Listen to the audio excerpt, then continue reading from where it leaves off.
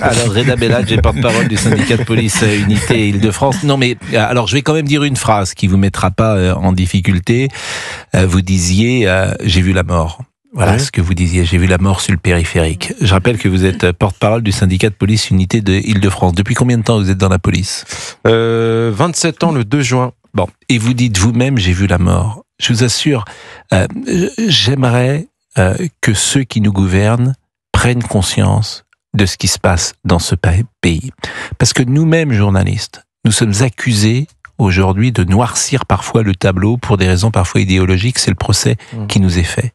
Et vous, vous étiez sur le périph' samedi. Oui, j'ai fait comme pour Naël, c'est-à-dire que j'estime que, je suis plus sur le terrain, mais j'estime que à partir du moment où un média me sollicite, même en milieu de la nuit, pourquoi mes collègues seraient rappelés pour bosser la nuit? Moi, je le ferais pas. Donc, du coup, j'ai fait un média et du coup, j'ai pris un VTC depuis le 95 et oui, j'ai vu la mort sur le périph'. Oui, en fait, les mecs, ils étaient en T-Max. On aurait dit une Bravem. C'est choquant, mais on aurait dit une Bravem. Des mecs super organisés. Ils avaient tous des mortiers. Ça tirait sur les voitures.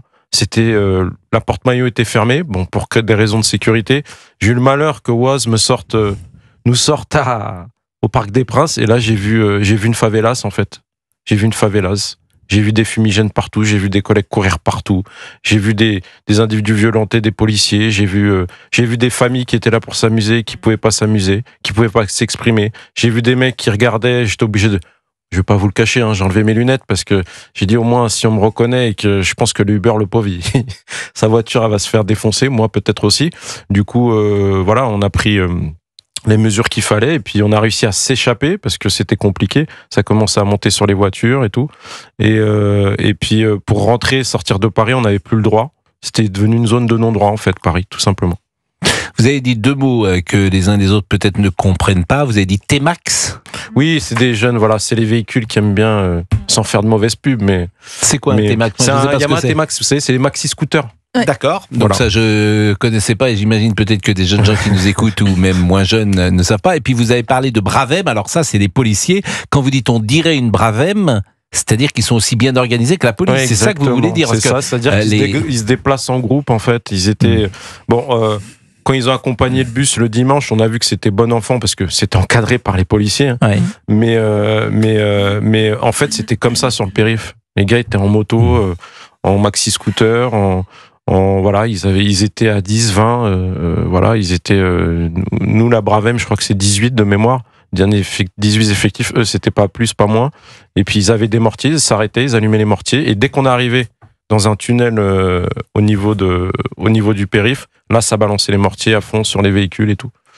Mais lorsqu'on balance un mortier sur un véhicule, les conséquences peuvent être très graves. Oui, les conséquences peuvent être très graves. Je dis au passage, rendre hommage aux collègues qui ont travaillé samedi soir, dimanche soir, les 22 blessés, le collègue qui est placé en coma artificiel suite à un tir de mortier d'ailleurs.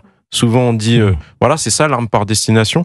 On s'est rendu compte que malgré les mesures au niveau du port et des transports et l'interdiction de vente des mortiers, on voit quand même que les individus arrivent à en avoir. Et on voit les dégâts que ça peut causer, comme vous dites. Aujourd'hui, on a un collègue qui est sur le carreau. Mais parce que là, la réponse pénale, si demain, les tirs de mortier sont punis devant un tribunal par une peine suffisamment dissuasive pour que ceux qui l'utilisent ne l'achètent pas, ça changera peut-être. Moi, je pense qu'on est au bout du bout de certaines choses. Je pense qu'il faut changer de logiciel parce que cette société devient de plus en plus violente et vous n'y arriverez pas. C'est chaque fois pire, en fait. C'est chaque fois pire. Et même vous, et c'est pour ça que j'ai voulu que vous interveniez, même vous êtes peut-être le premier surpris de ce que vous voyez.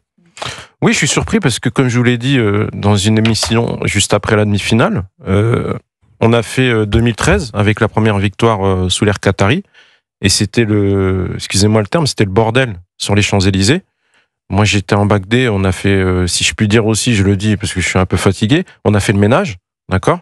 Mais la finalité, c'est qu'est-ce qu'on a appris de tout ça ? Je suis venu chez vous suite à la demi-finale. On sait que ça va. On l'a dit sur votre plateau. Je l'ai dit. Ça va partir. Si on gagne, ça va partir en sucette. Qu'est-ce qu'on fait ? Est-ce qu'on fait comme pour le Covid confinement ? à partir de 22h, couvre-feu, interdiction de venir dans Paris. Qu'est-ce qu'on fait à court terme et à long terme ? Moi, vous savez, j'ai du mal à commenter la gestion opérationnelle, mais ce que je peux constater, c'est que pendant les JO, il s'est rien passé. Oui, mais c'était pas la même sociologie. Oui, mais voilà, oui, mais à ce moment-là, c'est pas à moi de juger, mais moi je sais, je vous dis une chose, c'était pas la même sociologie, Pascal, nous sommes d'accord. Et ils arrivent à déplacer des collègues en urgence en 1 semaine, 2 semaines pour demander des renforts, pour aller, je sais que Mayotte c'était terrible et tout, mais pour aller à Mayotte, pour tout, ils savent sortir des télégrammes, ponctionner des collègues à droite, à gauche, dire ouais voilà, vous serez indemnisé, ceci, pourquoi on le fait pas en fait ? Pourquoi on met pas un policier ? Parce qu'on sait que ça va partir. On sait que ça va partir. Et vous pourrez mettre... après, si vous mettez 5400 policiers, mais que vous leur donnez pas le feu vert pour faire le ménage, on n'y arrivera jamais en fait. Et on n'y arrivera jamais. Faire parce le que là, ménage... on a parlé que de Paris, mais je vais même pas parler de la banlieue. Sur la Seine-Saint-Denis, on a eu plus de 130 tirs de lanceurs de balles de défense, flashball. Ça veut tout dire en fait. C'est-à-dire que vous êtes dans des zones de guerre. Vous êtes dans des zones de guerre. Donc quand on fait la fête, aujourd'hui en France, on peut plus faire la fête. Voilà, si on peut la faire, et alors moi je m'inscris en faux contre ce que vous dites, on peut la faire à Bordeaux lorsque c'est le rugby et que le club des Girondins de Bordeaux, le club de Bordeaux rugby est champion, Bordeaux-Bègles, on peut faire la fête. On peut faire la fête lorsqu'il y a le Vendée Globe avec 400 000 personnes. Et il n'y a pas un souci. On peut faire la fête sur le Tour de France, il va y avoir 21 étapes, il n'y aura aucun problème, parce que la sociologie est différente. Ce que je dis là est purement factuel. C'est-à-dire que c'est uniquement avec un type de sociologie avec lequel on ne peut pas faire la fête. Et c'est ça qui est très difficile. Alors Jacques Vendroux, je l'ai écouté hier, il disait avec une forme de courage... D'ailleurs, à l'antenne de CNews, il dit oui, il y a un problème avec la banlieue française. Et j'étais avec Julien Pasquet, je lui disais modère ce que dit Jacques, parce qu'après, ce sont les journalistes qui sont accusés de laisser passer des choses dans les studios qui ne sont pas forcément étayées par des preuves formelles. Vous ne savez pas précisément d'où vient une personne, etc.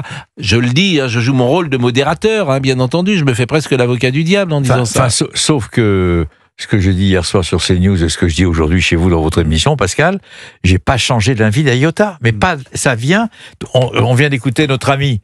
Notre ami, il n'a pas inventé quand même que la majorité des incidents, je veux dire, sont partis du département de la Seine-Saint-Denis. Je l'ai pas inventé, c'est pas Vendroux qui l'a inventé, c'est notre ami qui s'occupe de syndicats et qui est extrêmement courageux. Il y a 80% des problèmes qui viennent, qu'on le veuille ou non, de la banlieue, mais pas la banlieue, il y a des voyous, c'est tout. On parle de barbares, on parle de tout ce qu'on veut. Ce sont des gens qui se réveillent le matin de la finale de la Ligue des Champions.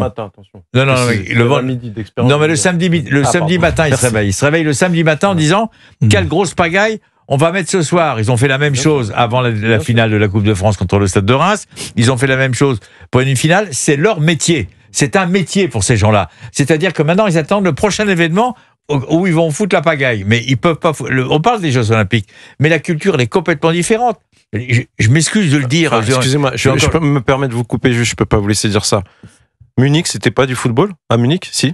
Bien sûr. Et les incidents, ils sont où? Pas du tout. Merci. 2000 policiers? Pas du tout. Mais pas. Attendez, moi je parle de la France. Voilà. Oui, moi je parle pas de. Mais il n'y avait pas non plus à Milan. Alors, je sais que Gilbert Collard. Je pense. Gilbert Collard. C'est par rapport à la mentalité.